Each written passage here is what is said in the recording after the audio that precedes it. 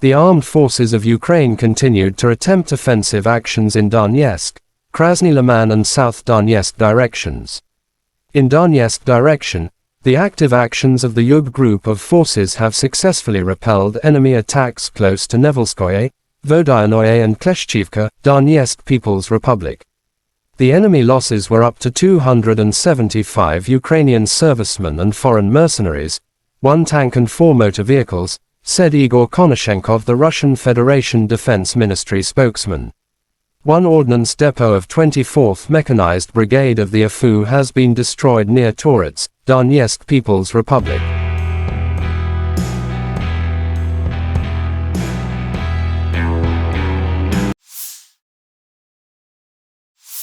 Operational Tactical and Army Aviation, missile troops and artillery of the armed forces of the Russian Federation have neutralized 63 artillery units of the AFU at their firing positions, manpower and military hardware at 89 areas. 1 command post of the AFU 47th Mechanized Brigade has been hit near Orhov, Zaporizhzhia region. In addition, ammunition depots of Ukrainian Kherson Joint Group of Forces and the 56th Mechanized Brigade of the AFU have been destroyed close to Nikolaev and Kramatorsk. Air defense facilities have intercepted 5 guided missiles launched by the AFU from S-200 anti-aircraft missile system, said Igor Konashenkov, the Russian Federation Defense Ministry spokesman. In addition, 8 Ukrainian unmanned aerial vehicles have been destroyed close to Kolborobnoye, Zaporizhzhia region, Gorlovka, Mayinka, Donetsk People's Republic, Novokrasnyanka and Svetovo, Lugansk People's Republic.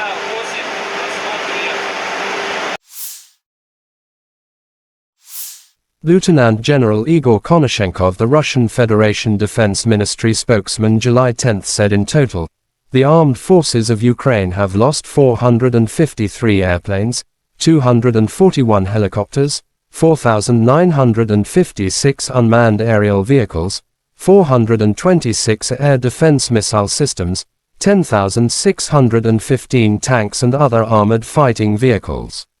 Also 1,137 fighting vehicles equipped with MLRS, 5,399 field artillery cannons and mortars, as well as 11,565 special military motor vehicles have been destroyed during the special military operation.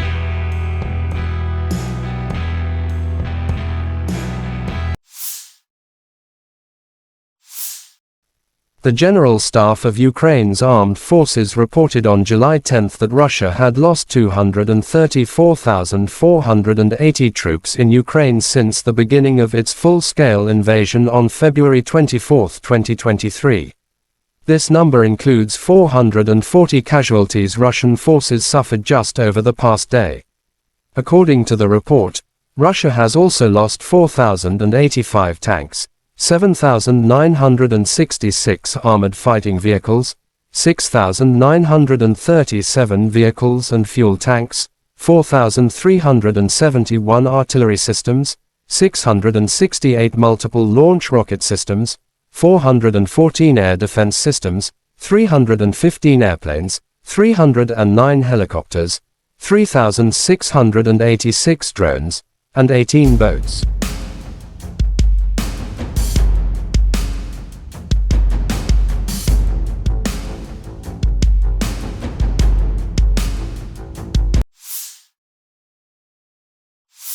More than 11,000 mercenaries have arrived in Ukraine since the start of the special military operation, of which almost 5,000 have been eliminated, with over 2,000 mercenaries still fighting for Ukraine, the Russian Defense Ministry reported on Monday.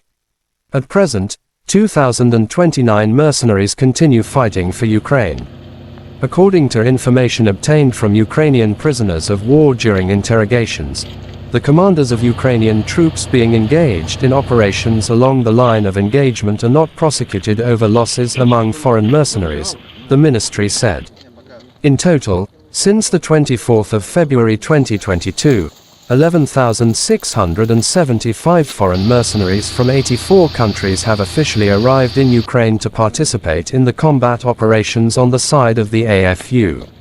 The largest number of mercenaries came to Ukraine in March-April 2022, but after the first losses were suffered, the dynamics of their arrival has sharply decreased. The most numerous groups came from Poland, over 2,600 people, the USA and Canada, 900 or more people, Georgia, over 800 people, the UK and Romania, 700 or more people each, Croatia, over 300 people, as well as from France and the Turkish-controlled part of Syria, 200 or more people each. Foreign mercenaries, hired to fight for the Ukrainian side, are paid between 30,000 and 100,000 hryvnias, $820 2,734, Russia's investigative committee chairman Alexander Bastrykhin according to TASS.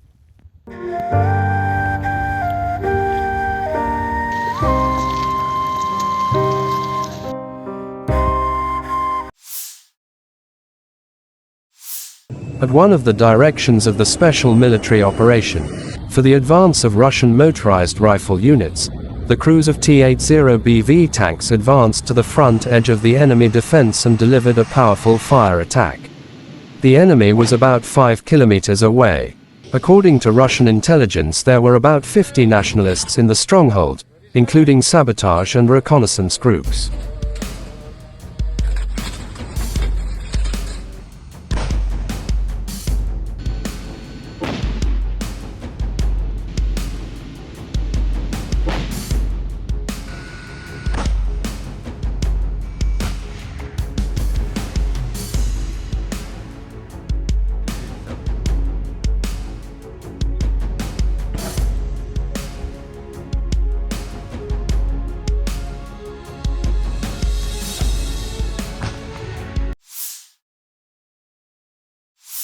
The AFU could not even launch a return fire attack from their positions.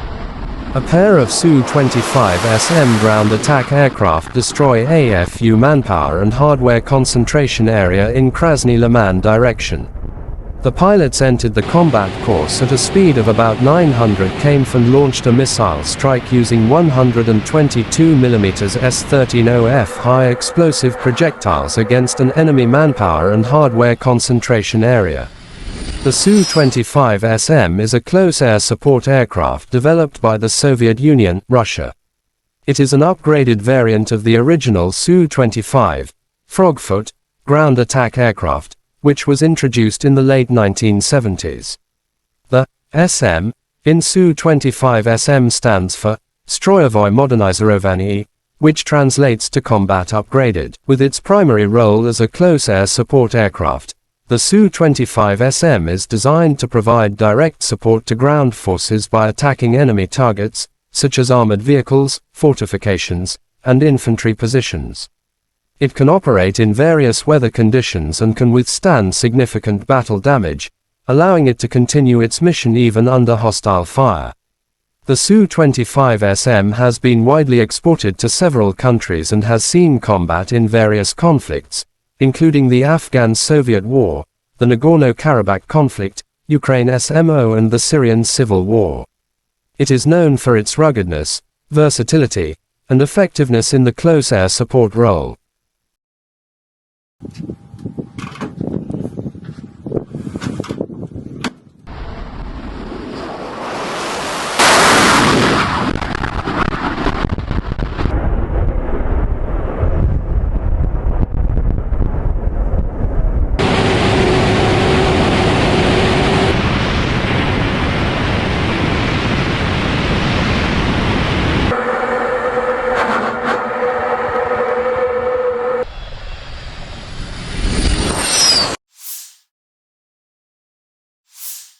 The armed forces of Ukraine shows footage of the sky in the Bakhmut region is monitored by anti-aircraft fighters around the clock. In this case, the military convinces, it is important to have good hearing and vision. After all, among the cannonade of explosions and shots, it is important to detect an enemy drone. The commander of the STREL-A-10 anti-aircraft missile complex with the call sign, Rocket, jokes that for them enemy fire is no reason to run for cover. On the contrary, it is a signal that it is time to work, wrote official video from Strategic Communications of the Office of the Commander-in-Chief of the Armed Forces of Ukraine. Він з побратимами за період роботи в районі Бахмута збили понад 30 таких цілей. Радость, то что эти сволочи не смогут корректировать огонь. Потому что они вот улетают и корректируют там, куда там насыпать. И если мы сбили, значит мы там сохранили жизни. Стріла-10, на якій працює Юрій, хоч і стара установка, але дієва. Ось тут я працюю, ось пульт оператора, за допомогою якого я навожу на ціль та роблю пуск. Ось тут трохи вище візир, який показує, як марка захвачує ціль. На місці оператора, людини, яка фіксує цілі і здійснює постріли, відчуваєш себе ніби за пультом управління якогось галактичного шатлу з футуристичних фільмів. Тут різні кнопочки, важелі і навіть фільтр неба, щоб оператору було зручніше бачити свою ціль у різний час доби і погоду. Щоправда, ми на реальній війні, і Юрій, який запускає ракети, реально позбавляє ворога його очей, щоб він не міг коригувати свої постріли. Когда уже готов к работе, все, на цель навелся, я вот зажимаю там борт, чтобы появилась марка, и слежение уже. И когда я нажимаю слежение, автоматически открывается крышка на ракете, и она ищет и захватывает цель. Головка раскручивается, и она ищет. Как только она захватила, у меня там в визире марка останавливается на цели, и все. Хоть я там установку лево-вправо чуть-чуть поверну, марка все одно останеться на цілі. Нагода побачити стрілу в роботі не забарилася. Виявивши ціль, хлопці виїжджають на бойову позицію. На все про все йде менше 2 хвилин.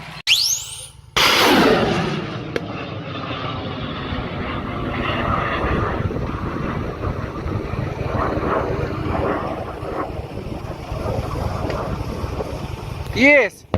Ціль знищено, але полювання на дрони триває. Colonel General Oleksandr Sersky, the head of Ukraine's ground forces, shows footage of destroying enemy equipment in Bakhmut direction. The fighters burned an enemy pickup with Russian personnel and ammunition from the Stugny P. And later, at another position, the soldiers saw the enemy MTLB and also turned it into scrap. It was a nice gift from the army for the unit commander, who had celebrated his birthday the day before, said Sersky in his official Telegram channel.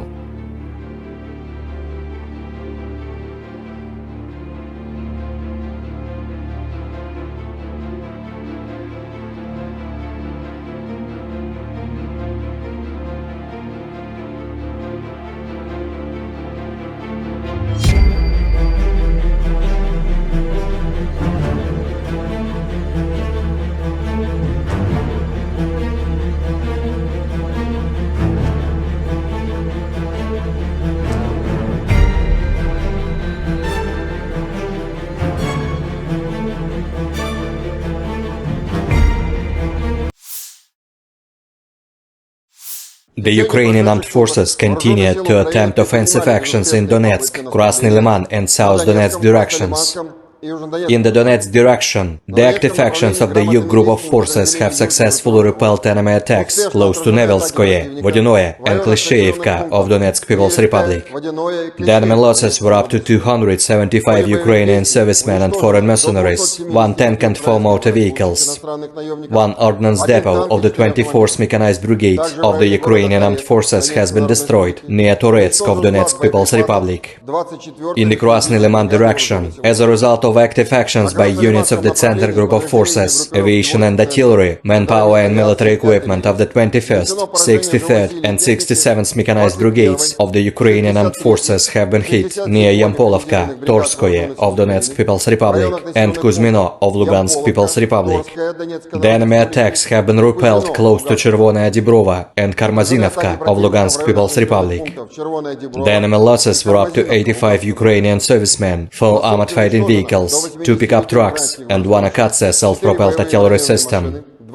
In the South Donetsk direction, enemy attacks have been repelled by artillery and heavy flamethrower systems of the Vostok Group of Forces close to Rovnopol of Donetsk People's Republic and Rabotino of Zaporozhye region. In addition, actions of 1 Ukrainian sabotage and reconnaissance group have been disrupted close to Priutnoye of Zaporozhye region. In the Zaporozhye direction, as a result of selfless and coordinated actions of the Russian troops, an enemy manpower and military equipment concentration area of the 106th Territorial Defense Brigade have been hit near Lugovskoye of Zaporozhye region. The enemy losses were up to 150 Ukrainian servicemen, 5 armored fighting vehicles, 2 motor vehicles and 2 D-20 howitzers. In the Kupiansk direction, the attacks launched by operational tactical and army aviation, as well as artillery of the Zapad Group of Forces have resulted in the neutralization of the Ukrainian manpower and military equipment close to Liman Pervy, Pershotravnyoye and Sinkovka of Kharkov region. The enemy attacks have been successfully repelled. The activities of Ukrainian sabotage and reconnaissance group have been suppressed near Novoselovskoye of Lugansk People's Republic. The enemy losses were over 65 Ukrainian servicemen, 1 infantry fighting vehicle and 2 motor vehicles. In the Kherson direction, the enemy losses were over 30 Ukrainian servicemen and 8 motor vehicles. Operational tactical and army aviation, missile troops and artillery of the armed forces of the Russian Federation have neutralized 63 artillery units of the Ukrainian armed forces at their firing positions, manpower and military equipment in 89 areas. 1 command post of the Ukrainian 47th Mechanized Brigade has been hit near Orekhov of Zaporozhye region. In addition, ammunition depots of Ukrainian Kherson Joint Group of Forces and the 56th Mechanized Brigade have been destroyed close to Nikolaev and Kramatorsk. Air defense facilities have intercepted 5 guided missiles launched by the Ukrainian armed forces from S-200 anti-aircraft missile system. In addition, 8 Ukrainian unmanned aerial vehicles have been destroyed close to Klebarodnoye of Zaporozhye region, Gorlovka, Mariinka of Donetsk People's Republic, Novokrasnyanka and Svatovo of Lugansk People's Republic. In total, 453 airplanes, 241 helicopters, 956 unmanned aerial vehicles, 426 air defense missile systems, 10,615 tanks and other armored combat vehicles, 1,137 fighting vehicles equipped with MRLS, 5,399 field artillery cannons and mortars, as well as 11,565 units of special military equipment have been destroyed during the special military operation. Бажаю здоров'я, шановні українці і українки. Отже, Україна напередодні Вільнюсу, саміту НАТО, який може стати саме таким, який потрібен і нашій державі, і всьому Альянсу. В глобальній безпеці надзвичайно активно працюємо цими днями, ще активніше, ніж будь-коли, і хоч ця робота майже на 100% зараз за лаштунками її значення не менше, ніж будь-якої публічної роботи. Все розуміють, кожен лідер, кожна держава, навіть якщо озвучуються різні позиції, все ж очевидно, що Україна заслуговує бути в Альянсі. Не зараз війна, але нам потрібен чіткий сигнал. І сигнал потрібен саме зараз. Я вдячний усім лідерам кожній країні, які саме так і говорять, і які ухвалили відповідні спільні декларації та заяви з Україною щодо нашої інтеграції. Більшість альянсу чітко за нас, сміливість українських героїв відтерла від пилу історії всі цінності, заради захисту яких і було створено НАТО. Саме український східний кордон, кордон нашої держави, позиції наших воїнів – це та межа, яку більше ніколи не перейти російській диктатурі, що в різних формах, але завжди намагалась підкорити народи Європи. Від України залежить безпекова реальність тут, на східному фланзі НАТО. Коли ми подавали заявку на вступ в НАТО, ми говорили відверто, де-факто Україна вже в альянсі. Наша зброя – це зброя альянсу. Наші цінності – це те, у що вірить альянс, а наш захист – це саме той елемент формули Європи, який робить її об'єднаною, вільною та у мирі. Вільнюс має все це підтвердити, і зараз ще триває робота над вордінгом, тобто над конкретними словами такого підтвердження, але ми вже розуміємо факт: Україна буде в альянсі. Ми працюємо над тим, щоб алгоритм набуття членства став максимально ясним та швидким. Наша робота заради цього, робота всієї команди України триватиме щохвилини протягом цих днів. Також дуже важливо, що у Вільнюсі заплановані двосторонні зустрічі різного рівня. Країни Європи, Америка, Канада, Японія. Пріоритети абсолютно очевидні. Це протиповітряна оборона для наших міст, для всіх громад. На всій території країни ми працюємо над створенням повноцінного повітряного щита. Це також зброя для фронту. Будуть у Вільнюсі переговори і щодо цього. Звичайно, ми будемо говорити і про інші аспекти захисту життя та нашої спільної безпеки. Я впевнений, що для наших воїнів можуть бути хороші збройні новини з Вільнюсу. Окрема передова. Завтра, у день початку саміту, який тепер немислимий без України, буде вже 503-й день повномасштабної війни. Це багато говорить про нашу силу українського народу, який в умовах такої війни після стількох битв і днів має силу, без якої безпека Європи просто її вже не уявити. Я дякую вам, українські воїни, за цю силу. Дякую кожному солдату, матросу, кожному сержанту, кожному старшині, кожному офіцеру, кожному генералу. Я дякую усім, хто тренує наших воїнів. Дякую кожному волонтеру, лікарям, які допомагають після поранень. Дякую усім нашим людям, які працюють заради української сили, української перемоги. Це честь для мене представляти таких людей і таку Україну. Слава Україні!